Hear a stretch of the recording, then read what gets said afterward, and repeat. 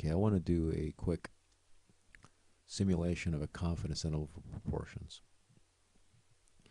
And the way I'm going to do that is I'm going to use a random number generator that is supported by Excel. Now, you can't see this, but in the data to the right of this screen right now, it says data analysis. I'm using data analysis. Selecting that. Now I have random number generation. I hit OK. And let's say that I want to do the following. I'm going to simulate this once. The number random numbers is going to be 150. Okay. Distribution. Well, I'm going to choose Bernoulli for the moment. Bernoulli is kind of nice because all that will appear is zeros and 1. A 1 means that what I was wanting to see actually did occur. When I get a 0, it means that what I wanted to see does not occur. And there's only one parameter, p, which is the probability of success. So whatever I type in will give me the chance of seeing what I wanted to see. Now, I'm going to block what I'm going to write here because I want to give you a feeling of how a confidence interval truly works. I'm going to type in a number, but I'm going to block it. You won't see what it is. Okay. Finally, the random seed is a number between 0 and 32,000. This is a pseudo-random generator, so I need a number, kind of like a seed, to get it going, in order to kind of simulate randomness. Output range, I'm just going to put everything right here at A1. Nope, I'm sorry, I'm going to put it here at A11. Okay, and the last thing to do is the true proportion, but I'm going to take this off screen somewhere. You're not going to see what I'm going to enter.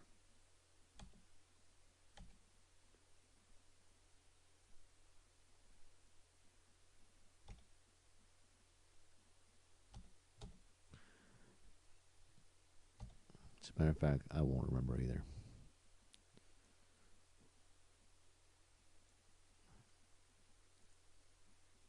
Okay, so there are my random numbers.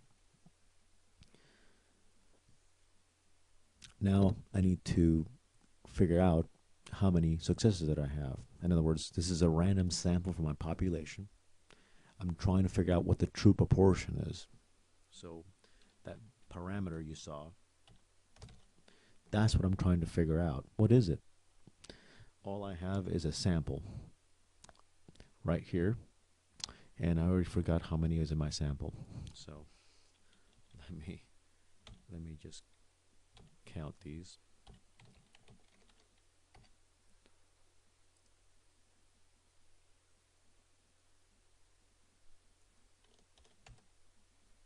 So it's 150. It was a sample size of 150. So how many successes did I get? So what I would typically been calling X.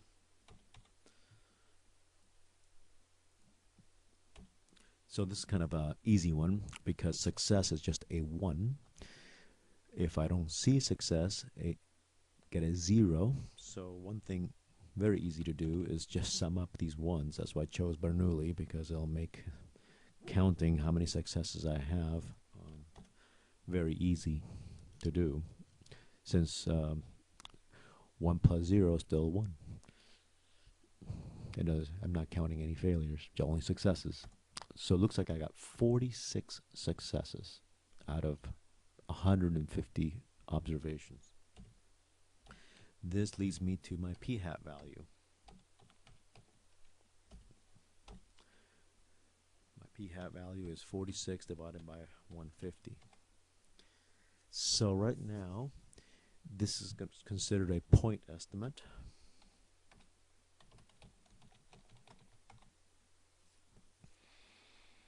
And it's my best guess. What is the true proportion? What is that number I typed in off screen?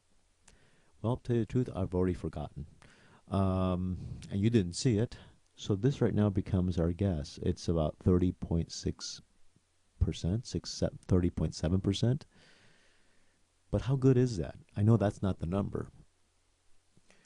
This p hat comes from an infinite set of numbers that come from a sample size of 150.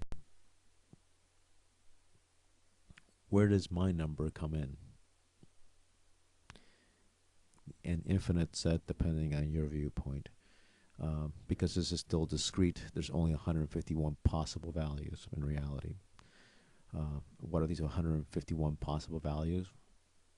Well, either 0 successes or 1 success or 2 success, all the way to 150 for a total of 151 values. But what I meant was, I guess you can sample forever. All right, so somewhere in here is 46.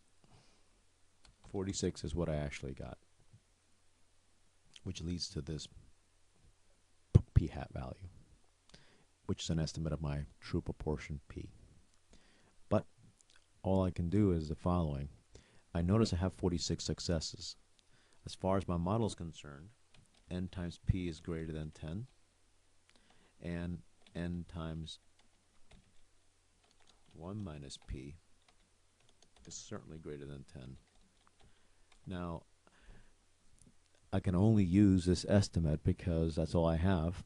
So I certainly got 46 successes. The rest are failures. Both are bigger than 10. My normal model works. Now, to get a hold of what this number really means, I need a standard deviation. Unfortunately, the standard deviation relies on this value right here, which I don't know, which therefore leaves me with the only alternative, choose p hat. So this is just an estimate, and it will be known as standard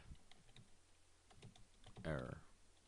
And most software names it SE for the standard error,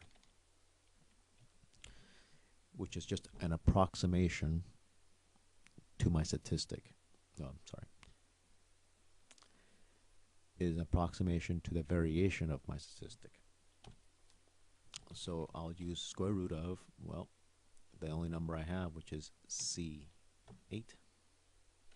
times 1 minus C8 divided by my sample size, which is 150, and close it, and this is one standard deviation approximated. So now the next thing is, well, how accurate do how sure do I want to be that my interval will capture the true proportion, this number right here? And let's say that I want to be very sure, 99% certain. Well, this is going to be called my confidence level.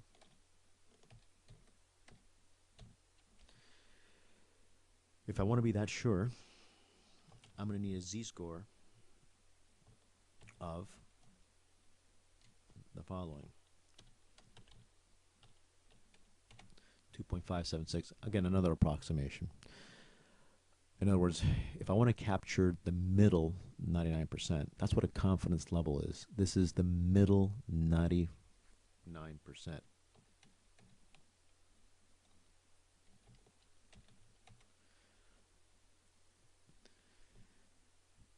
So from the true proportion, P, I go to the left and to the right, 2.576, thus capturing 99% of all possible p hat values. And that's what I'm going to do. Of course, I don't know what this number is, so instead of doing that, I'm going to turn this around and use my p hat value. There's a 99% chance that my p hat value is within this interval right here, using this as the center. And when I turn this around, when I use p hat to create its interval, this will also have a 99% chance of being in there. So my interval thus is this value, p hat, minus 2.576 times my standard error. That gives me a low value. And now for my high value, it's the same thing. copy and paste here. Oh, let me not do that. Let me just copy and paste from here. No, one more time.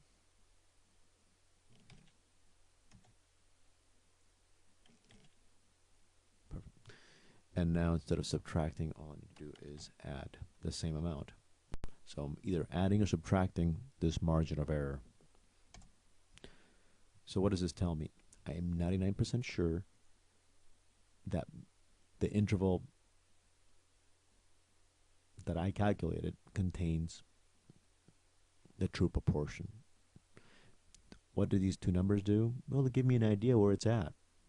I can see I can go as low as almost 20% and as high as about 40%, or maybe just a little under 21%. But it gives me a range to think about where this thing really might be at. Now, what happens if you change your confidence level? Let's say that I only want to be 95% sure I've captured it. So now, this means that I don't need to create as wide of an interval. In other words, I want to be less sure. So certainty only comes by making the interval wider or smaller. That's it. I cannot change certainty by increasing the sample size. I can only change certainty by stating how far out I'm going to go, how much of the middle I'm going to capture. I can change the accuracy, which is totally different. Accuracy just means how wide this thing really is, by either changing the sample size or certainty. But if you want to keep certainty fixed, then sample size is the only thing that will help accuracy. So you really want to keep those two separate in your mind. How likely you want to be that you truly capture versus how accurate. And we'll do that in another video shortly. So if I change it to 95, it is identical, really. Notice I'm just going to change these. I'm going to copy these and paste. And the only thing I'm going to change is this number right here, which means I'm only going to make it a little less wide than before, 1.96.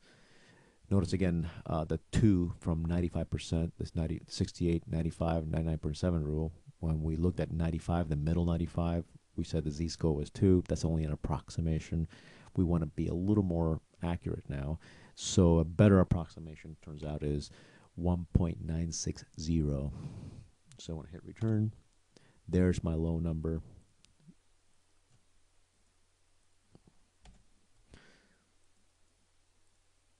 Here's my high number. And there it is. Now I'm 95% sure that I've created an interval that captures this. Okay? What happens if somebody else comes along and does their interval? Let's look at that really quick.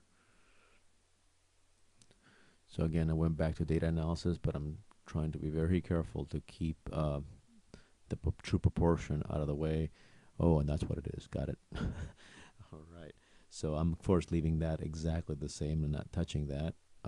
All I want to do is change my location of my next set of numbers. So I'm going to put it right there. Okay. And I'm going to change my random seed to keep it nice and random. So the only thing I've changed is where my next set of numbers are and the output range. I hit OK. There are my next set of numbers, exactly the same distribution. So what has changed? Well, p-hat has changed. Let's figure out what p-hat is. The number of successes. What is it? Again, let me just sum these values.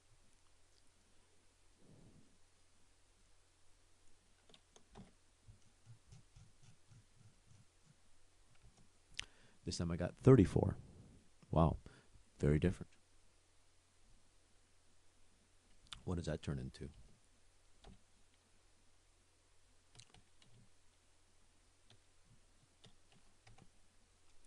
.667%. Okay. So that's going to be my new p-hat value. So pretend like there's somebody else doing another study. So back to this, what happens now? Very similar, very similar. Now when I come and do my proportion, again, notice nothing is really going to change. At least not much. Oops.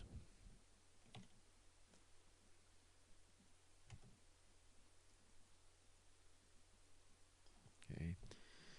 What I The multiplier is not going to change. My standard error, well, it will change because my p-hat value has changed, so I need to correct that.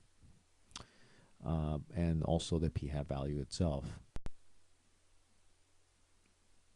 So instead of choosing that, I'm going to choose this number.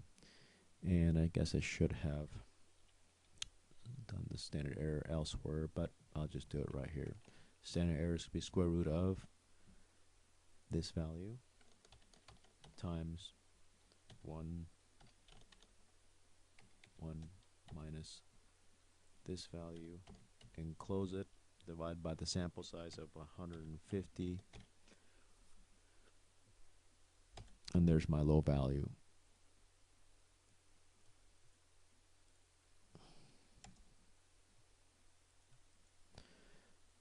What about my high value? There's my high value. So again, all it's saying is I chose a 99% confidence interval because my multiplier is 2.576. I am 99% certain that my interval contains the true proportion. Now, is it in there? Well, I'm 99% sure. In other words, pretend like this is a game where you win 99% of the time. That's pretty good odds. Suppose I was gambling and I'm telling you, go play that game over there, go start betting because you're going to win 99% of the time. What would you do? Well, you would bet heavy. You bet very heavy because you're going to win most of the time, 99% of the time. So am I certain? 100% certain? No, I'm not 100% certain it's in there. I'm 99% certain. So is it in there? Yeah, I'm going to guess, yeah, it's in there somewhere. I just don't know where. What if you don't like this number? This is too wide. My God, going from 14 to 31, it's all over the place. Well, and I want to keep my level of certainty. There's only one choice left. The sample size here is too small. You need to up it. It's just too small. So you don't like the level of accuracy. You're certain it's in there, but you don't like the level of accuracy. Therefore, increase the sample size. The problem with that is that there's going to be a little dilemma. As is stated in the book, if you want to cut, for example, the standard deviation of this one in half, right now it's about 4%, a little under 4%, you're going to have to quadruple the sample size. So we're going to have to go from 150 to 600, 4 times this amount to cut this in half.